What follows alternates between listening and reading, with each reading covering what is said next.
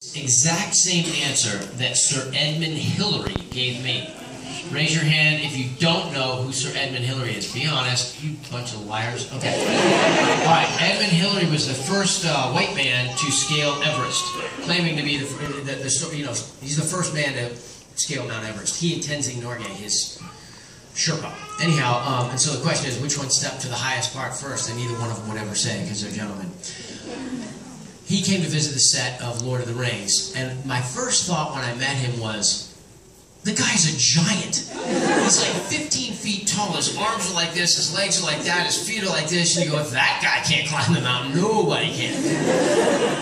So he had written a book called The View from the Summit, and this is what would happen. People would come visit the set. It was a movie of great national pride for the New Zealanders, and so people would, you know, Peter and Fran were friends with everybody. Peter Jackson, the director, Fran Walsh, the co-writer and producer. And I was really upset when I learned we were filming in the woods. I mean, drive 2 hours that way, then go off-road, then drive another 2 hours that way, then get on a gravel road, then drive for another hour, and it's, you know, now it's 4:30 in the morning, and the sun's going to come, you can put your Hobbit feet on, and when I heard, oh, you know, Edmund Hillary, oh, by the way, he's on the New Zealand $5 bill. And I would normally say that I would never be on currency, but as it turned out, the Royal Mint in England, who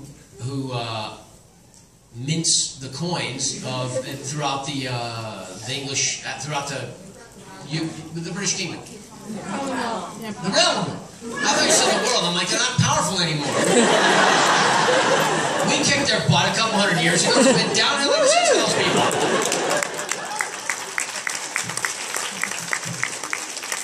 That's called pandering to the locals.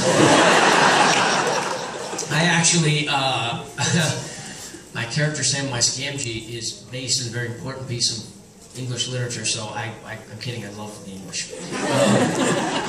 And now I can do an accent. My accent in the movie, oh, I don't want to lose the thread of where I was going to go. Hillary. Okay, so the accent, when we went down to New Zealand, we went like 6 weeks early. And it felt like old-time Hollywood history where you hear about Errol Flynn and Douglas Fairbanks, and they would have, you know, dance lessons and singing lessons and sword fighting and all this thing. And then the, you know, the Warner Brothers in the front office would be like, okay, you're going to do a picture. It's going to be, it's set in the Poconos, and you're going to something or other. And now so it was just an amazing time in cinema history where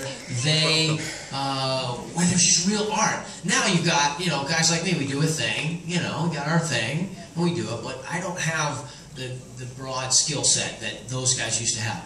Well, we went down to New Zealand, and it was wardrobe fittings, dialect coaching for 90 minutes a day, sword training for an hour a day, workout training, what do you call it, canoe training, because we're going to be down in the South Island doing canoe sequences. It was incredible, you know, script sessions every day for 6 weeks, 5 days a week. We kind of got to play around the weekends, but you were exhausted at the end of the day because it was so full of things that you had done, which was amazing.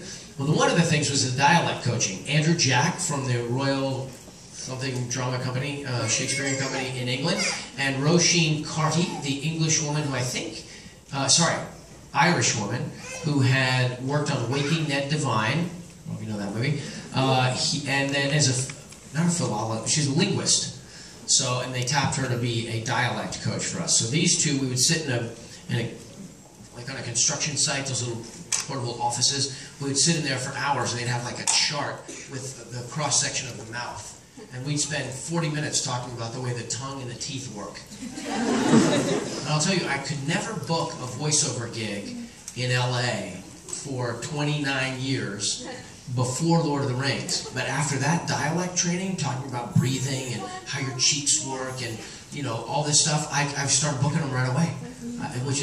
And now I'm Raphael in the current Teenage Mutant Ninja Turtles.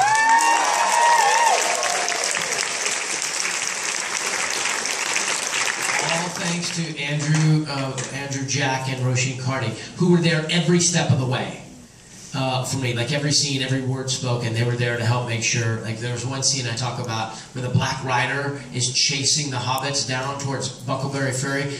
You can get out your translation guides if you don't know what I'm saying. It's like this for Lord of the Rings people. But But anyhow, it's one of those really cool sets where there's a wooden dock and a wooden ferry, and you tie it up, and the ferryman with a cool lantern takes you across, and so we're running from this horse, which is a big black horse with a rider with all the black flowing clothes and the the thing, and he's got a blacked out face, so God knows if you can see running over hobbits on this horse.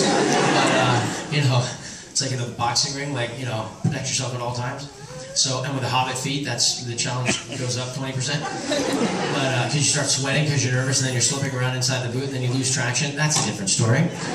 So there was my line of dialogue, scripted line of dialogue, which I was thrilled about because I'd gone for months without saying anything, and I'm quite the talker. So it was get down. It's a good line of dialogue. 2 words. Expressed the moment very well. So we do the thing, and I yell my line, and cut, and everybody's resetting and whatnot. And Roisin comes up. It was raining that night. It was like 3 in the morning. She comes, Sean, she's Irish. Sean, that one went a little bit. Get down. I was like, okay, well, maybe. And so the hook that they used for the accent was a recording of a farmer in not Gloucester, but anyway, in the West Country. And he was recorded, and he sounded like this. Well, that's a nice shiny apple. So I'd have to say that, or I would say that before every scene, almost before every take, just to kind of remember where Samwise was supposed to be. Yeah. So, helicopters. Gonna go to work today in a helicopter. Get your feet on. It's my helicopter coming. I refused. I was very paranoid about safety, so I would refuse to get in the helicopter without a little knife, a little like knife and a lighter. Never mind that there was no wildlife or any kind of foliage that you could have made a fire or killed anything to eat. But, I would have been deadly on the, scaling the rocks. Anyhow, so other stuff, my wife and daughter were there the whole time, the cast, the crew, I could go on and on. But Edmund Hillary, I was very upset.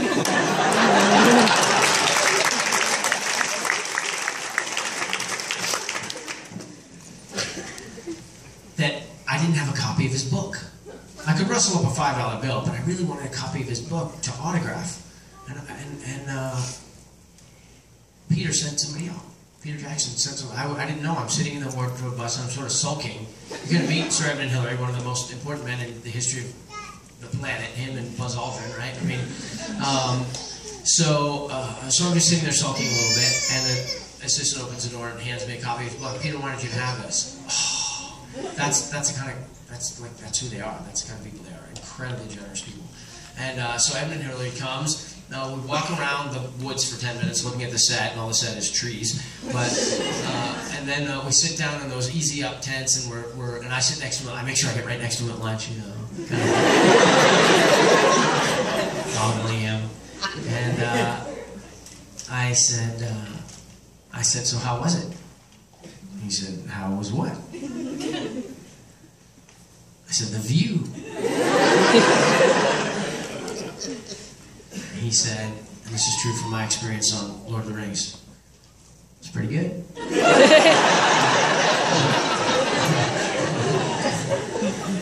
And then later, I was in New Zealand doing another show, and he was listed in the phone book. So I called his house. His wife picked up. Hi, this is Sean Astin. I was in the Lord of the Rings movies, and I met Sir Edmund when we were working on the thing. All right, hold on. He was in the garden. Hello, and hi, and we had a little chat. And I just said that I was in the country, and I just really wanted to say hi to him. And he filled me in on some of the stuff, the schools that he was building in Tibet or whatever, and I filled him on the movie of the week I was doing, and and that was it. And then he passed away not too long after that. So yeah, it was pretty cool though. But the idea of a a project of national significance is really interesting. You know, how many things now do we do in this country, for example, that everyone, you know, that it represents who we are. I get the space program was that for a long time. I mean, I suppose our military around the world does. I mean, you know, does stuff that, you know, everybody's aware of, and we support our soldiers and stuff. So maybe there's that. I keep saying to handle the border issue, we should build like a 21st century, like state-of-the-art Great Wall of China type thing, like as a works project, and like that could be our that could be a national project. But the thing about Lord of the Rings was it captured everybody's imagination, and everybody in the country felt like they had an ownership over it. That and it was like the pyramids in Egypt. You know, you could still go see the pyramids. Those people must have. I knew a guy, an Egyptian professor at UCLA, Dr. Zahi Hawass, and he was head of the Giza Foundation. And he decided that his discoveries, his archaeological discoveries, were that it was working people who built the pyramids, not slaves. That was his theory. And he would talk about how you could not force people to do the scale of that sort of project if they weren't into it. And so I look at the pyramids now as this remnant of this incredible passion that people have. And Lord of the Rings, even though it's ephemeral, you know, it's on your DVD player, it's on your hard drive, it's in the cloud somewhere, you know, there's film, it's on your iPhone, right? But will it stand the test of time? Will bits and bytes endure? You'd like to think they will, you know. The Martians or Scientologists come down and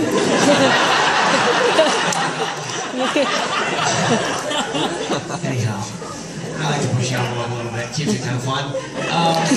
All right, I think we should move into questions from the audience, because I could talk until you all leave and go